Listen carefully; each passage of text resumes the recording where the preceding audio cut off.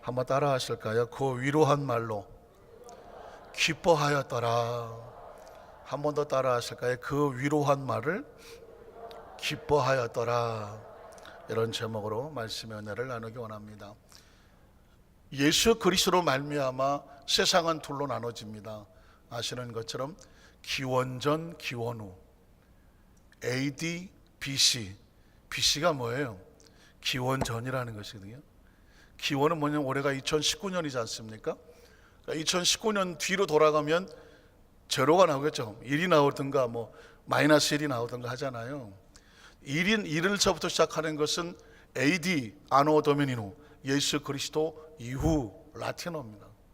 그러면 2019년 전이 아니라 2020년 전은 마이너스 1이잖아요. 마이너스. 그거는 before Christ, BC라고 말하잖아요.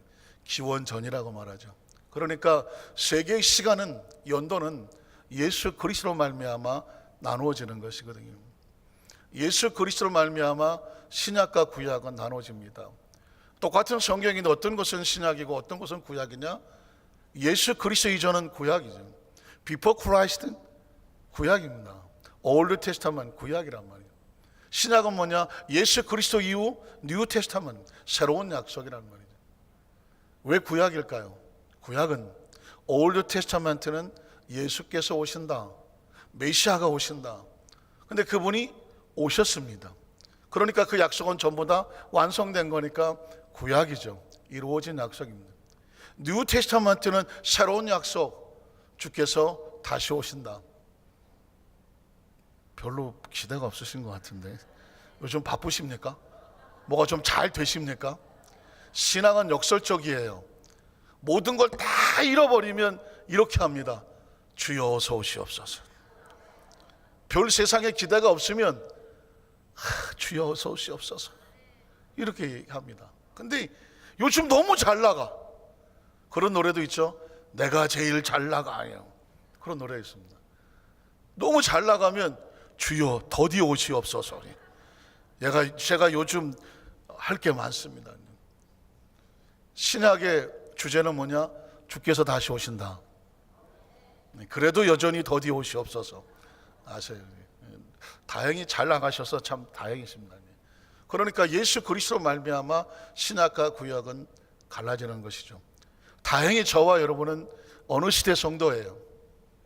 신약 시대 성도입니다. 예수께서 말씀하시기를 세례 요한은 구약 시대의 마지막 선지자거든요. 여자가 낳은 생명수에 이보다 큰 자는 없다고 말했습니다. 구약 시대의 마지막 선지자예요. 그러나 예수 그리스도의 신약 시대에는 모든 성도들이 저보다 낫다고 말했습니다.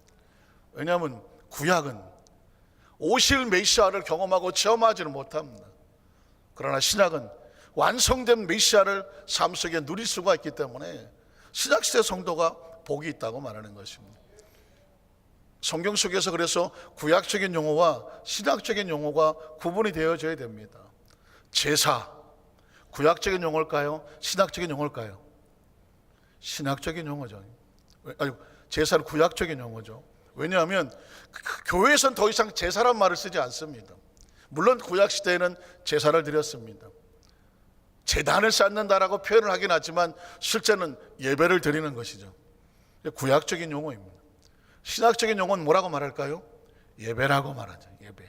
성경에 보면 요한복음 4장 23절로 24절에 보니까 아버지께 참되게 뭐하는 자들은, 예배하는 자들은 영과 진리로 예배할 때가 오나니 곧 이때라 아버지께서는 자기에게 이렇게 영과 진리로 예배하는 자들을 뭐 하시느니라? 찾으시느니라. 그래서 구약 시대는 제사를 드렸습니다.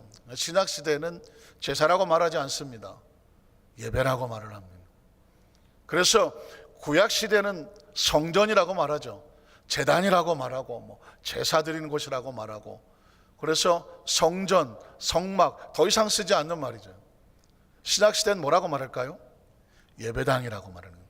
예배를 드리는 장소는 예배당이라고 말하는 거예요. 교회라고 말하는 것이죠. 성경에 보면 마태복음 16장 13절로 19절에 보니까 예수께서 빌립보 가이사랴 지방으로 제자들에게 물어 이르시되 사람들이 인자를 누구라고 하느냐? 이르되 더러는 침례 요한, 더러는 엘리야, 어떤 이는 에레미야나 선지자 중. 구약적인 용어죠. 예수님을 구약적인 선상에 연결시켜 놓고 있습니다. 그래서 그 다음 절에 보면 이르세 너희는 나를 누구라고 하느냐? 시몬 베드로가 대답하여 이르되 주는 그리스도시요. 메시아라는 얘기죠. 구약의 완성 메시아 그리스도시요 살아계신 하나님의 아들이십니다. 예수께서 대답하여 이르시되 바요나 시몬아 내가 복이 있도다. 신앙 고백만 잘해도 복이 있습니다. 이를 내게 알게 하니는 혈육이 아니요 하늘에 계신 내 아버지시니라. 또 내가 내게 이르노니 너는 베드로라 반석이라. 내가 이 반석 위에 무엇을 세웁니까? 교회를 세우죠. 예수 그리스도는 교회를 세웁니다. 그래서 예수 그리스도 이전에는 제단이라고 말하고 성전이라고 말했습니다. 정확하게 말하면 대성전, 무슨 성전이라고 하는 것은 거룩한 장소란 의미로 쓰기는 하지만 정확하게 말하면 예배당이 맞습니다. 대예배당, 소예배당, 예배하는 곳이 맞습니다. 그래서 우리는 교회라고 말하죠. 교회. 성전이라고 말하지 아니하고 교회라고 말한다는 거예요. 자, 구약 시대는 율법이 있었습니다. 십계명을 중시로 하는 여러 가지 계명들을 주어졌습니다. 구약은 계명으로 하나님과의 관계를 지켰습니다. 신약은 어떻게 될까요? 신약은 은혜와 복음으로 지킵니다. 한번 따라 하실까요? 신약은 은혜와 복음으로 예배한다. 구원받는다. 마태복음 4장 23절 24절에 보면 예수께서 온 갈릴리에 두루 다니사 그들의 당에서 가르쳤습니다. 뭘 가르쳤을까요? 이제까지는 율법으로 너희가 가르침을 받았으나 이제 이후로 너희는 율법이 아닌 복음으로 가르침을 받습니다. 가르치며 또 천국 복음을 전파하시며, 복음이 나오죠. 천국 복음을 전파하시며 백성 중에 모든 병과 모든 약한 것을 고치시더라. 복음은 뭐냐? 갇힌 자를 자유하게 하고 눌린 자를 또 일어서서 회복을 시켜주며 병든 자를 자유하게 하고 가난한 자들을 자유하게 하고 묶인 자를 자유하게 하고, 이게 복음이에요. 복음의 뜻이 뭐라고요? 복된 소식, 굿 뉴스예요. 그러니까 예수 그리스도가 나에게 오심으로 말미암아 내가 예수를 믿는 말미암아 내가 내 삶 속에서 좋은 소식이 돼야 돼요.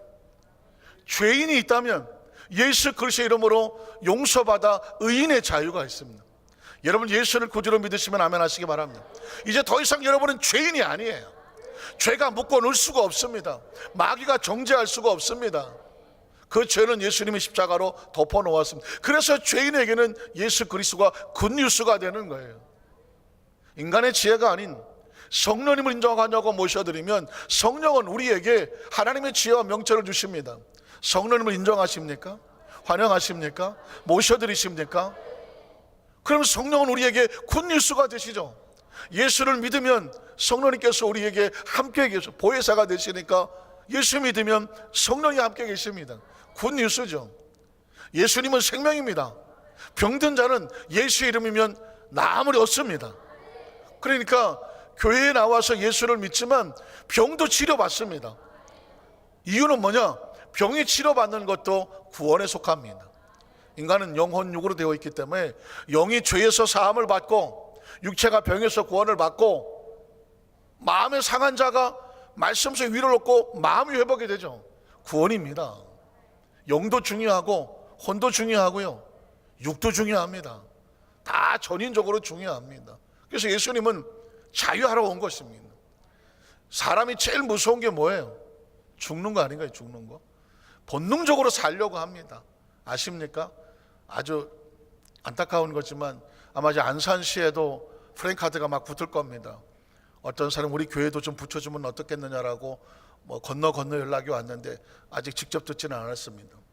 낙태하는 것을 막아달라는 것입니다.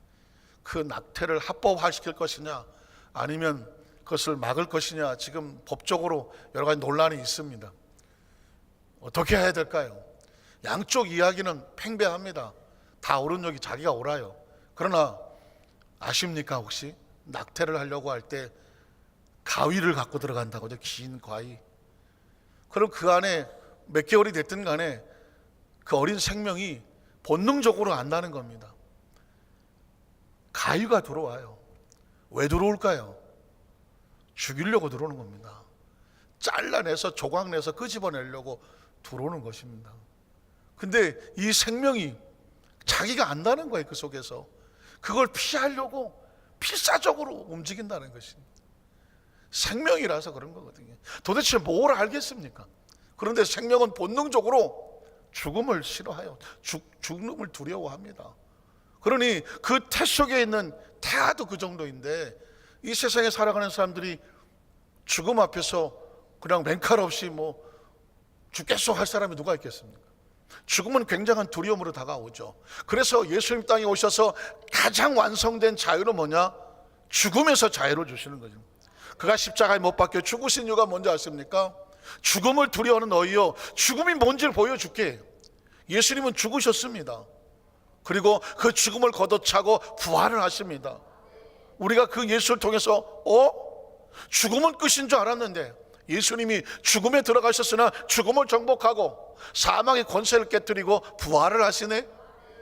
그렇다고 하면 하나님의 세계는 죽음이 끝이 아니라 부활이 있으며 영생이 있구나. 죽음에 갇힌 자가 아니라 죽음도 가다 놓지 못하는 영원한 자유한 자라는 것이죠. 그러니까 예수님은 지금 저와 여러분의 누구를 막론하고 우리에겐 굿뉴스로 오시는 것입니다. 이게 바로 예수를 믿는 성도들에게 주시는 가장 강력한 축복이요, 그 자유를 누린 자의 모습이 얼굴에서 나와야 되는, 얼굴에서. 제발 좀 얼굴 좀 피세요. 펴요. 네. 왜냐하면 예전에는요, 아주 예전에는 크리스찬들이 워낙 경건하셔서 그냥 까만 것만 입고 다니셨어. 그리고 고무신에 하나 옆구리에 성경 정도 하나는 껴주고 가슴에 안고 주여 하고 다니셨어. 어려서 많이 봤어요. 아, 교회는 저렇게 다니는 거구나. 뭔가 인생에 무거운 짐을 다 짊어지시고 하십니다. 또 뭔가 있어 보여. 아, 저분이 참. 근데 가만히 생각해 보니까 성경은 우리에게 예수님이 그거 다 해놓으셨다는 거예요. 예수님이 다 해놓으셨으니까 너희는 자유하라는 것입니다. 아니, 지금도 예수님 오셔서 완성해 놓았는데 아직도 우리가 하고 다니면 그 예수님이 해놓은 건 다 뭐예요? 그거 아무 의미가 없지 않습니까? 예수께서 내가 포로된 자를 자유하고 눌린 자를 자유케 하고 병든 자를 고치며, 믿으십니까? 그래, 너희는 자유하라는. 엄마가 밥을 싹 차려놓고 아이한테 너 학교 갔다 와서 먹으라고 말했습니다. 근데 내가 엄마가 차려준 밥을 어떻게 먹어? 내가 직접 그냥 씻어서 먹고 앉았어. 그게 부모를 위하는 것입니까? 아니에요.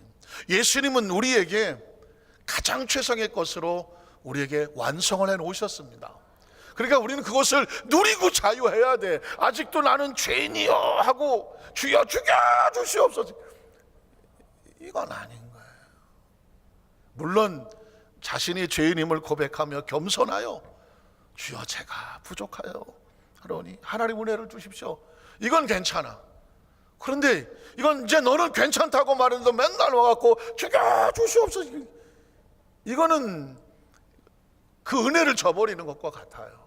예수님은 성경을 펼쳐보면 모든 자유에게 죄에서 자유, 가난에서 자유, 질병에서 자유, 연약함에서 자유, 심지어 죽음에서도 자유야. 그런 세상에 우리를 묶어둘 자가 없다는 것입니다. 믿으십니까? 이 엄청난 복음이 예수 그리스도를 말미암아 하늘에서 와서 세상을 덮어나가는데 여러분 만만하지가 않아요. 복음이 모든 사람이 받아들이지는 않더라고요. 우리는 첫 번째로 성경 속에서 예수를 믿지 아니하고 복음 전파를 오히려 핍박하는 유대인들의 모습을 보게 됩니다. 혹시 그런 고민을 해보셨나요? 예수님이 이런 복음을 전하는데 왜 반대하는 사람이 있을까? 예수를 죽이려고 달려드는 사람이 있을까? 궁금하지 않습니까? 자, 사도행전 14장 14절 17절에 보니까 두 사도 바나바와 바울이 듣고 옷을 찢고 무리 가운데 뛰어들어 가서 소리질러 이르되 여러분이 어찌하여 이런 일을 하느냐? 우리도 여러분과 같은 성정을 가진 사람이라. 여러분에게 복음을 전하는 것은 이런 헛된 일을 버리고 천지와 바다와 그 가운데 만물을 지으시고 살아계신 하나님께로 돌아오게 합니다. 하나님이 지나간 세대는 모든 민족으로 자기들의 길들을 가게 방임하셨음. 각자가 내버려 뒀다는 거죠. 그러나 자기를 증언하지 아니하신 것이 아니니 곧 여러분에게 하늘로부터 비를 내리시며 결실기를 주시는 선한 일을 하사 음식과 기쁨으로 여러분의 마음에 만족하게 하셨느니라. 자, 바울과 바나바가 복음을 전합니다. 자, 그랬더니 19절에 보니까 유대인들이 안디옥과 이고니 멀리서 와서 무리를 충동합니다. 그리고 오히려 이 복된 소식을 전하는 바울을 쳐서 얼마나 쳐맞았든지 죽은 줄 알았습니다. 아이고 죽었어 이제 하고 집어 던져버리고 갔다는 것입니다. 바울이 분명히 복음을 전했음에도 불구하고 유대인들은 바울이 하는 것이 못마땅해서 원정을 와서 바울의 소리 듣는 사람들을 다 저 새끼 다 거짓말이야, 들으면 안 돼, 때려 죽여, 바울을 돌로 쳐서 죽기 직전까지 갔다가 하고 죽은 줄 알아서 갖다 버렸다는 것입니다. 우린 여기서 한 가지 사실을 알아야 되는 것은 뭐냐면 예수의 복음이 전파되는데 그걸 반대하는 유대인들이 있었거든요. 유대인들이 왜 반대했을까? 유대인들이 반대한 첫 번째 이유는 뭐냐면 유대인들은 삼위일체 하나님을 모릅니다. 유대인들은 오직 여호와야, 오직 여호와 한 분이다 이렇게 생각을 합니다. 그런데 예수님이 나와 하나님은 같다라고 복음을 전합니다. 난 아버지께로 왔으며 아버지가 일하신 나도 일하고 내 안에 성령님이 일하시고 삼위일체 하나님을 말씀을 합니다. 유대인들은 성부, 성자, 성령 하나님을 이해할 수가 없습니다. 인정할 수가 없습니다. 왜냐하면 자기들만 아브라함의 자손이요 오직 여호와의 백성이요 우리만 특별한 줄 알고 있고 chosen people, 선민이라고 생각을 했는데, 아니 저 어디 갈릴리 저 나사렛의 목수의 아들이 하나 30대 초반에 희쭈구리한 청년이 나타나서 자기가 하나님과 동격이라고 말하고 아버지라고 말하고 하니까 이거를 인정해 버리면 자기들의 특권 의식이 사라지게 되는 것입니다. 여기서 아주 무서운 것은 뭐냐면 유대인들은 자기들만 구원받고 나머지는 이방의 개처럼 취급을 해서 절대 구원받을 수 없다라고 하는 또아리를 틀고 있었습니다. 정말 유대인들은 다른 족속들보다 뛰어나고 아주 우월한 족속일까요? 어린 반포너치도 없습니다. 혹시 기억하시나요? 나중에 신명기 7장에 찾아가 보시면 하나님께서 이스라엘 백성을 택할 때 뭐라고 말했냐면 너는 내가 택한 백성 거룩한 성민이다. 너는 다른 나라보다 무슨 수요가 많고 머리가 좋고 뛰어나서 내가 너를 선택한 것이 아니다. 얼마나 가엾스럽고 얼마나 모질하면 내가 도와주지 않으면 너는 살아갈 수도 없는 그런 민족이기 때문에 내가 너를 택하여 내 백성이 되리니 너는 성민이라고 말했습니다. 그러니까 가장 비참한 한 민족을 하나님께서 끌어안아 핏덩어리 같은 것을 내 백성이라고 해줬으면 평생 무엇으로 살아야 돼요? 은혜로 살아야지. 은혜로. 나 같은 죄인을 용서하시. 나 같은 사람도 하나님이 살려주셨으니 저 사람도 은혜를 베풀어 주는 것이 마땅합니다. 이게 유대인들이 가져야 할 마음인데 어쩌다가 지가 하나님의 백성이 됐어. 그것도 은혜로 된 거거든. 근데 저쪽에서 하나님께서 또 다른 백성들도 하나님의 자녀를 삼아주신다고 하니까 텃세를 부리는 거야. 텃세. 뭐야? 네가 뭐야? 너 같은 놈이 무슨 어떻게 하나님 백성이 안 돼? 우리만 하나님 백성이야. 유대인들이 똘똘 뭉쳤습니다. 그래서 예수님이 복음을 전하는 것을 방해했습니다. 결정적인 것은 뭐냐면 예수님이 못마땅했어요.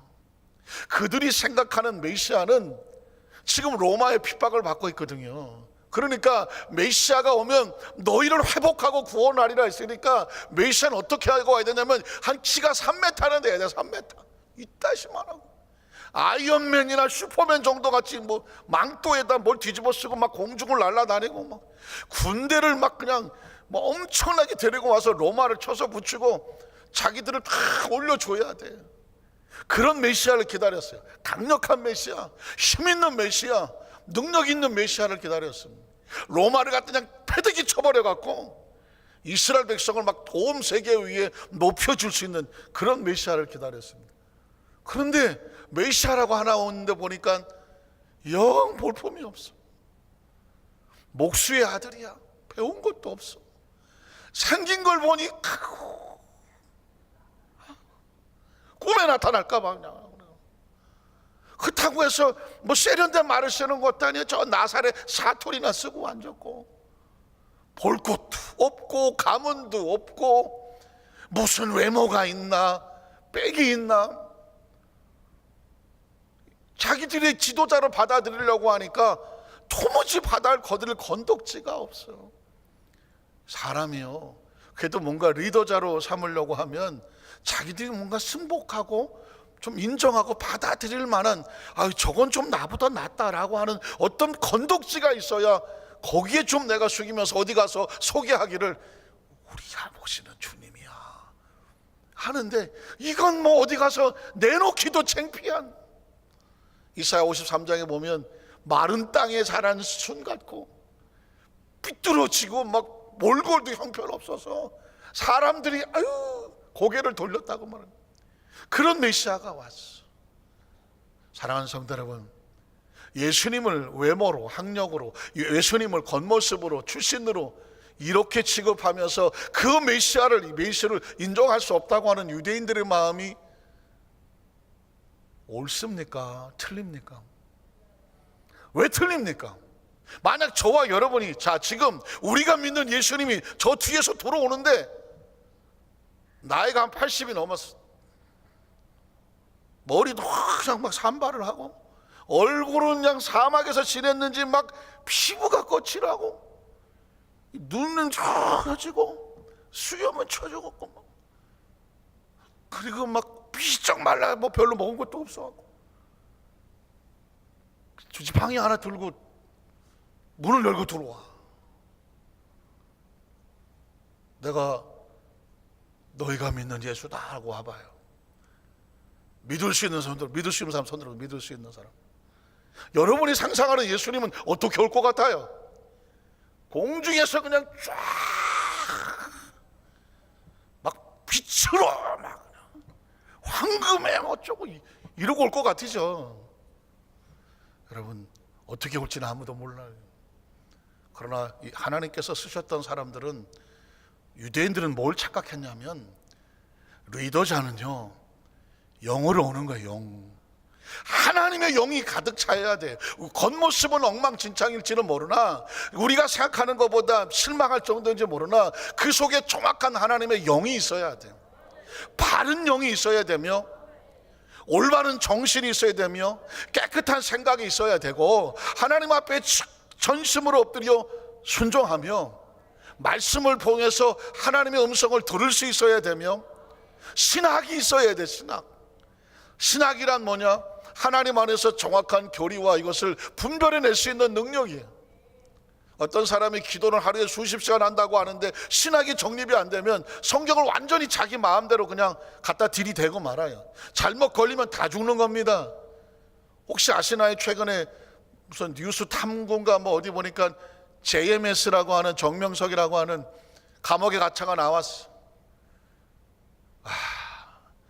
이 TV를 보기가 진짜 창피해서 못 보겠더만. 내 손에는 하나님이 주신 능력이 있어서 내가 만지면 다 나. 아이고, 내가 만지면 다 난다네. 그냥 아무데나 만져도 그냥 아멘 하라는. 근데 문제는 뭐냐면 거기 앉아 계신 분들이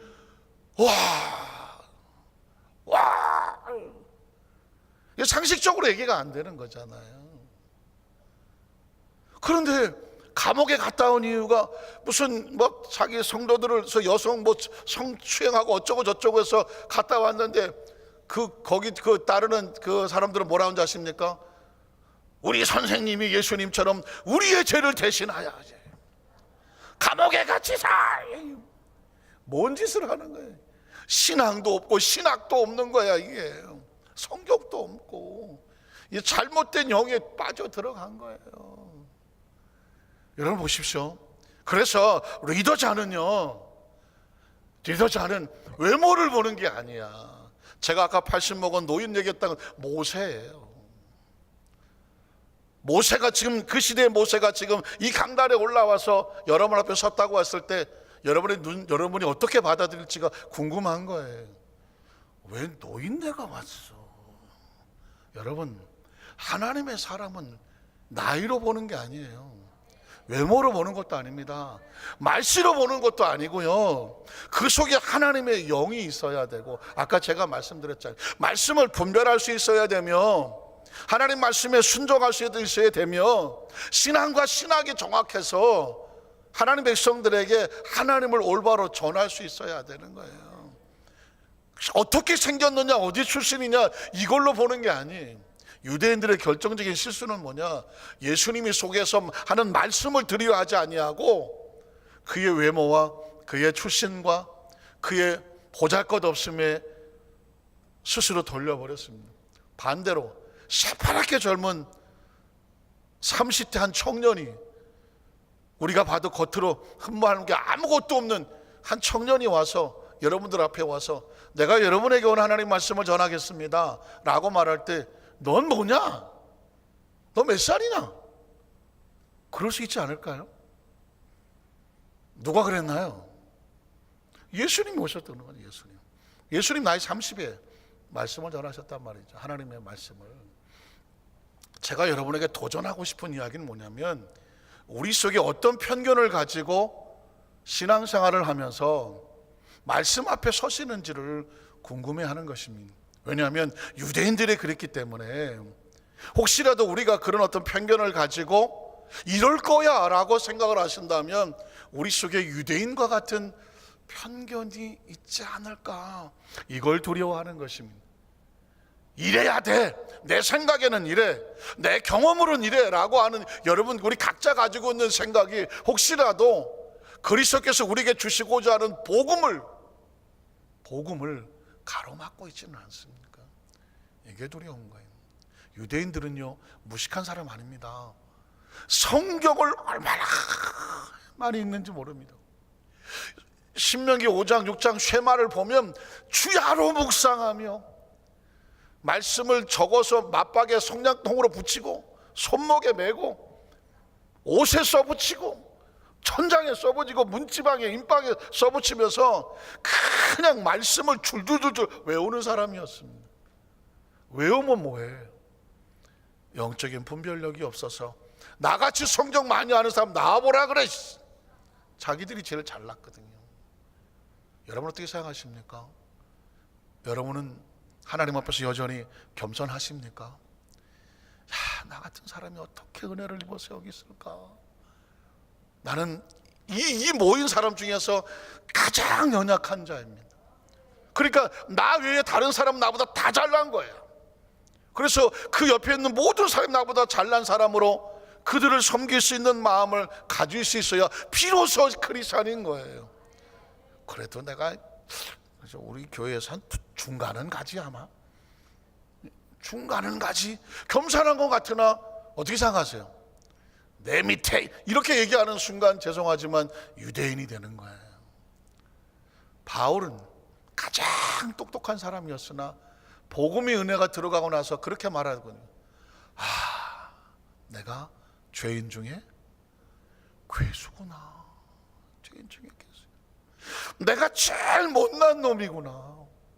내가 제일 더러운 놈이구나. 근데 주께서 나를 선택하시는구나. 그러니 나 외에 다른 사람은 다 내가 섬길 대상이요, 존경할 대상이요, 그리고 나보다 다 잘난 사람, 나보다 남을 더 낮게 여기가 거기서 나오는 거거든요. 혹시라도 신앙생활 하면서요, 나 정도는 해야지라든가 이 정도면 내가 그래도 좀 하지? 라는 뭔가 내 의의가 드러나려고 하는 순간, 그 의의는, 예수님은 그런 의의를 준 적이 없습니다. 그 의의는 유대인들이 갖고 있는 의의입니다. 그래서 우리가 신앙생활을 하면서 가장 무서운 것은 교만이고 오만이고 자기의인데, 그게 바로 유대인들이에요.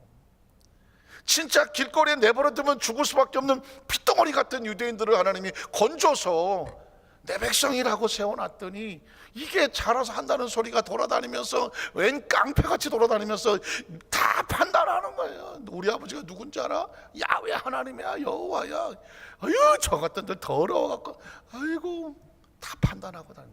그래서 저와 여러분의 신앙생활 속에서 하나님, 우리 안에 자기 의를 자랑하여 다른 사람을 판단하거나 비판하고 평가하는 어리석음이 없게 하여 주시옵소서. 우리가 하나님 앞에 가는 마지막 순간까지 철저하게 나를 쳐서 복종하여 날마다 죽노라. 그게 다윗의 고백이었죠. 바울의 고백이었거든요. 두 번째로, 이 신약교회 안에 선포되는 복음의 메시지는 유대인들의 것과는 달랐습니다. 왜 신약교회에 선포되는 말씀을 복음이라고 말했을까요? 마태복음 4장 12절 17절에 보면 예수께서 요한이 잡혔음을 들으시고 갈릴리로 물러나가셨다가 나사렛을 떠나 스불론과 납달리 지경해변에 있는 가버나움에 가서 사시니, 가버나움에 잠시 사셨습니다. 자, 이는 선지자 이사야를 통하여 하신 말씀을 이루려, 자, 예언을 완성하려고 일렀으되 스불론 땅과 납달리 땅과 요단강 저편 해변길과 이방의 갈릴리여, 주목받지 못하고 버려지고 아주 소외된 땅이요, 그 흑암에 앉은 백, 그걸 흑암에 앉았다고 말해. 아무도 주목하지 않는 흑암에 앉은 백성이 예수 그리스도를 말미암아 큰 빛을 보았고, 누구도 주목하지 않는 곳에 주님으로 말미암아 빛이 임하였고, 사망의 땅과 그늘에 앉은 자들에게 빛이 비치었도다. 이야기는 뭐냐면 이제 예수 그리스도로 말미암아 더 이상 흑암은 없어요. 예수 그리스도로 말미암아 더 이상 사망은 없어요. 혹시 우리가 출신으로, 학력으로, 외모로 어떤 것이든지 세상이 우리를 평가하여 A급, B급, C급으로 나눠놨다고 할지언정 예수 그리스도의 복음 앞에서는 누구도 A급이 없으며 누구도 B급이 없고 누구도 C급이 없어요. 그러니까 누구도 우리를 판단하지 아니하며 누구도 우리를 평가할 수 없으며 누구도 잘났다 못났다 할 수 없으며, 그 그리스도의 복음의 빛은 모든 사람에게 똑같이 너는 내 자식이고 내 자녀고 나의 백성이 되는, 믿으십니까? 이게 자유예요. 이게 자유예요. 그러니까 예수 그리스도 안에서 여러분은 그 어떤 곳에 주눅들 이유가 없어. 그 어떤 곳에 여러분 주춤거릴 이유가 없어. 왜? 모든 백성에게 빛이 임했어. 더 이상 사망이나 흑암이 우리를 가둬둘 수가 없습니다. 믿으십니까? 그래서 신약이고 자유라고 말하는 것입니다. 자, 이걸 백그라운드로 하면 예수님이 움직이는 곳마다 어떤 일이 벌어집니까? 마태복음 8장 1절로 3절에 보면 예수께서 산에서 내려오시니 수많은 무리가 따라요. 복음을 듣고자 따라 나오죠. 제일 먼저 만난 사람이 누군지 아십니까? 한 나병 환자입니다. 나병 환자 흑암에 있었잖아요. 나병 환자 사망의 그늘에 있었잖아요. 그런데 이 나병 환자가 흑암에서 나와, 사망의 그늘에서 나와. 아시잖아요. 나병 환자 어디 살아요? 동굴에서. 그 배너란 영화를 보면 그 집단적으로 그냥 나병 환자들만 모아놓고 바깥으로 못 나오도록 그 가족들이 줄로 먹을 걸 내려줘야 그걸 겨우 먹고 짐승처럼 살아가잖아요. 죽은 것도 아니고 산 것도 아니잖아요. 이 멀쩡한 사람한테 올 수가 없잖아요. 돌을 집어 던져버린다니까. 그런데 그 나병 환자가 예수 그리스도 앞에 나와요. 이게 복음입니다. 율법에는요 절대로 나병 환자는 멀쩡한 사람에게 올 수 없어요. 그런데 예수 그리스도의 복음과 은혜에는 그 나병 환자가 나온다니까. 나병 환자가 예수님 앞에 나오는데 누가 못 나와? 누가 못 나와? 다 나와. 아유, 목사님, 그래도 저는요 목사님이 잘 몰라서 그러는데 내가 얼마나 무서운 놈인지 모를 거예요. 내가 지난 과거 속에서 무슨 짓 했는지 알면 깜짝 놀랄 거예요. 안 놀래. 왜 안 놀래느냐? 난 더한 놈이야. 난 더한 놈이야. 여기 더한 놈이라고 안 할 사람이 누가 있어요? 우리가 태어나 지금까지 오면서 알게 모르게 진짜 우리가 지어오는 그 죄들이 태산과 같아. 문둥병 환자는 차라리 깨끗해. 우린 문둥병 환자는 아무것도 아닌 거예요. 그러니까 예수 그리스도가 문둥병 환자를 용납한다는 이유가 뭐냐면 누구든지 나와라요. 누구든지 나와.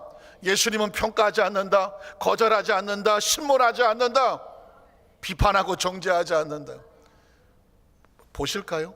그 나병 환자가 나와 절하며 이르되 주여 원하시면 저를 깨끗하게 하실 수 있나이다.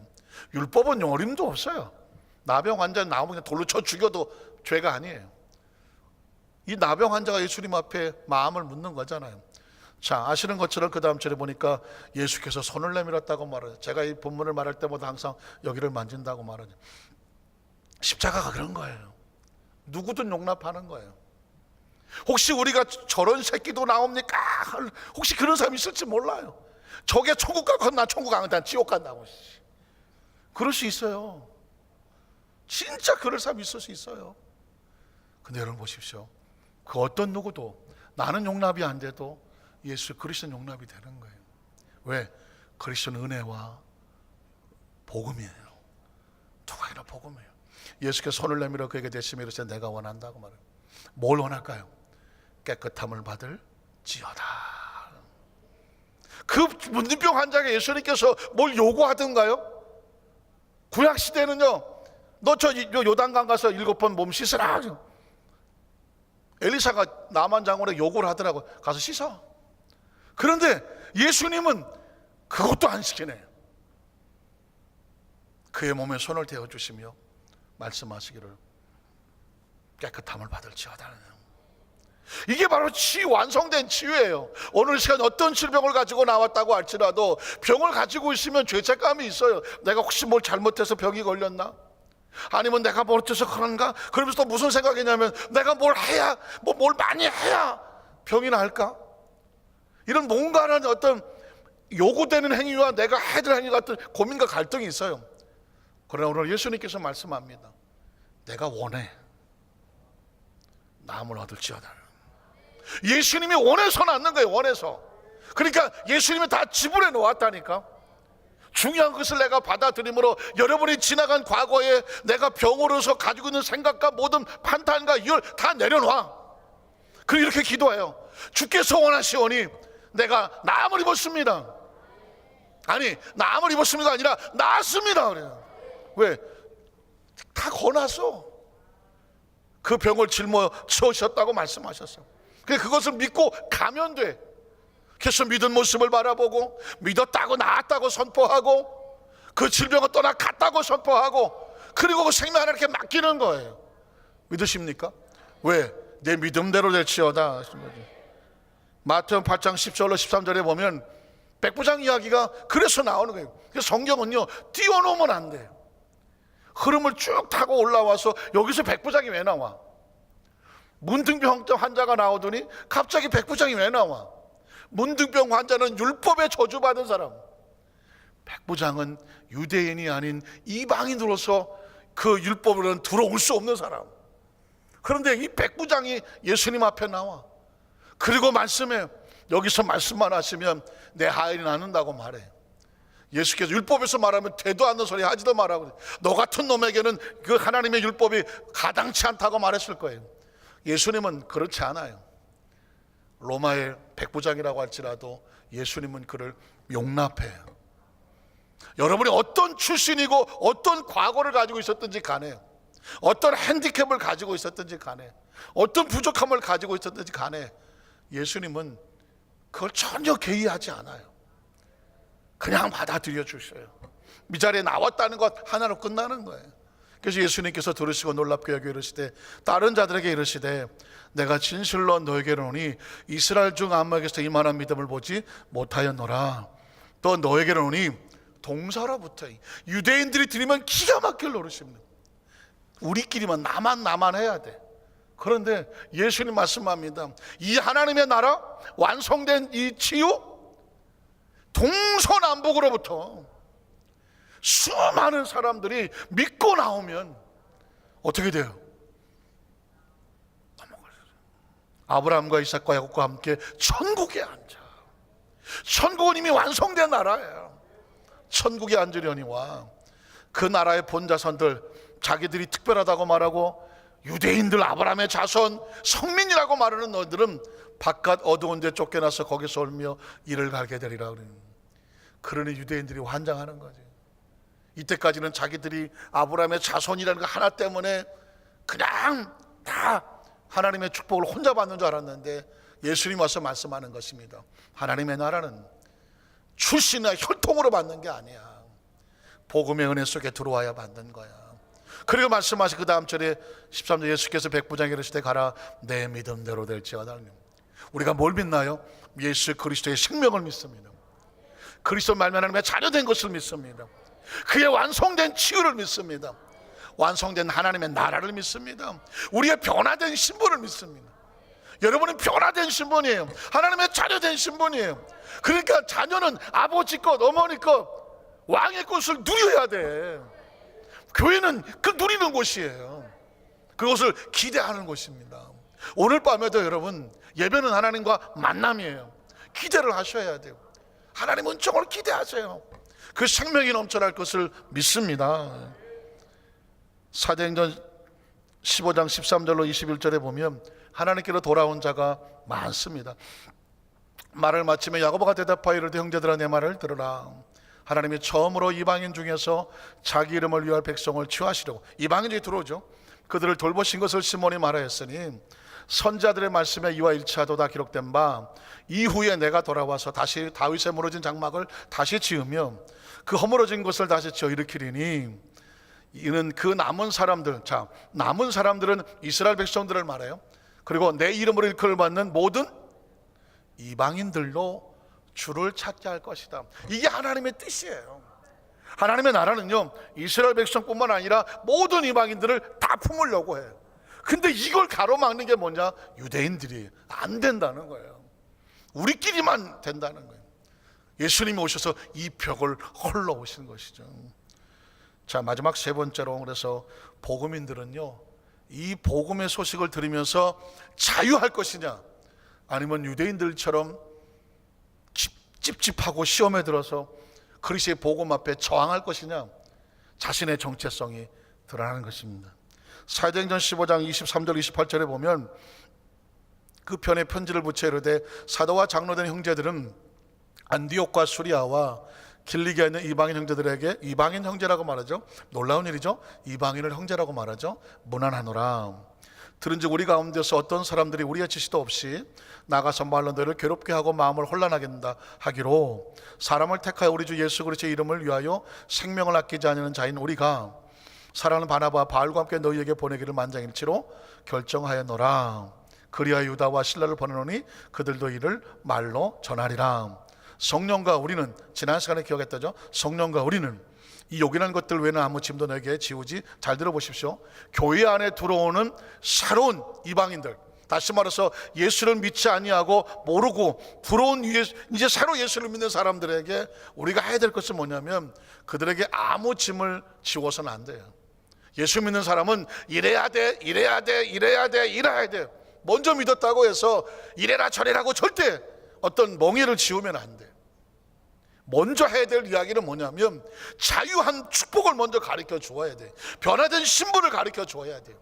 그러면서 하나하나 스스로, 아, 하나님의 자녀 이렇게 돼야 되는구나. 혹시 우리가 가르쳐 준다고 할지라도 진짜 조심스럽게 어린아이 다루듯이 마음에 상처받지 아니하도록, 그리고 하나 차근차근 기다려줘 가면서 어머니에 대한 심정으로 생명을 잘 돌보아 줘야 돼. 지금 사도행전의 큰 일은 뭐냐면, 이방인들이 들어오는데, 유대인들이 믿고 들어오는데, 이걸 우리가 어떻게 돌볼 것이냐, 이 문제를 가지고 얘기하는 겁니다. 그래서 거기에 아무 짐을 그에게 지우지 않은 것이 옳은 줄 알았나니, 그 다음에 어떻게 돼요? 우상의 제물과 피와 목매어 죽인 것과 음행을 멀리하다. 최소한 그리스도인으로 해야 할 것과 하지 말 것만 가르쳐줘. 그리고 나머지는 신앙이 성장할 때까지 기다려줘요. 어설프게 충고하거나, 어설프게 조언하거나, 어설프게 평가하거나, 어설프게 비판하면 안 되는 거예요. 그건 우리는 서로에 대해서 충고하고 비판하고 조언하고 판단하고 평가할 우리의 위치가 있지 않아요. 우리도 은혜로 이 자리에 와 있으며 앞으로 들어올 새로운 많은 성도들도 은혜로 들어오는 것입니다. 그러니까 우리는 어떻게 되냐, 내가 가장 연약한 죄 그 남을 나보다 낮게 여기며 그들을 돌보아서 그들이 잘 성장할 수 있도록 돌보아줄 책임이 먼저 믿은 저와 여러분에게 있는 줄로 믿습니다. 말씀을 정리합니다. 여러분, 누군가를 향하여 기다려주고 배려해주고 사랑하고 용서하고 살려주고, 나하고 진짜 극단적으로 안 맞는 사람이라고 할지라도, 유대인이 이방인을 생각하는 것처럼 인간적으로 볼 때는 정말 힘들고 어려운 관계라고 할지라도 영혼을 사랑하는 마음으로 주께서 그를 용납하셨다는 말을 듣고 기꺼이 기뻐하십니까? 기꺼이 거기에 동의해 주십니까? 그건 복음인들이 하는 것입니다. 그러나 아무리 다 용서하고 다 옳다고 말해도 나는 기분 나빠, 난 싫어요, 저런 사람 우리 교구에다가 우리 식구에 주지 마요. 왜 또 전도사님은 우리 교구에다가 저런 사람을 줘갖고 지역장도 못 해먹겠네. 혹시 그럴 수 있잖아요. 그럴 수 있잖아요. 근데 지금 우리는 군대에서 무슨 병력을 받거나 회사에서 직원을 뽑는 게 아닙니다. 영혼을 돌보는 것입니다. 유대인들은 싫었습니다. 우리끼리 구원받지 왜 저런 이방인들 창녀 무슨 세리 저런 것들 왜 우리한테 들어오게 만드는 거야? 싫을 수 있습니다. 그래 여러분, 우리는 그들보다 나은 것이 뭐가 있습니까? 우리는 바울처럼 죄인 중에 계수고 가장 연약한 부족한 사람이라고 우리가 엎드린다고 하면, 앞으로 올 새로운 많은 믿음의 후배들을 만나게 됐을 때, 내가 이 교회를 오래 다녔는데 당신도 내가 시킨 대로 해야지 하면서 그들을 가르치려고 판단하려고 비판하려고 충고하려고 하는 자세는 복음의 자세는 아닌 거란 말이죠. 우리는 어떻게 우리가 복음 앞에 서느냐에 따라서 내가 복음인인지 아니면 유대인인지를 정체성이 드러나는 거거든요. 우리 모든 안산교회 성도들은 세상의 풍조가 나날이 갈라진다고 할지라도 복음으로 구원받았고 복음으로 여기 섰으며 우리가 마지막 붙잡을 것은 복음이야. 그리고 우리는 그 자유와 기쁨을 우리 믿음의 후배들하고 같이 나눠야 될 책임이 있으니 그 축복의 통로를 되시기를 주님의 이름으로 축원합니다.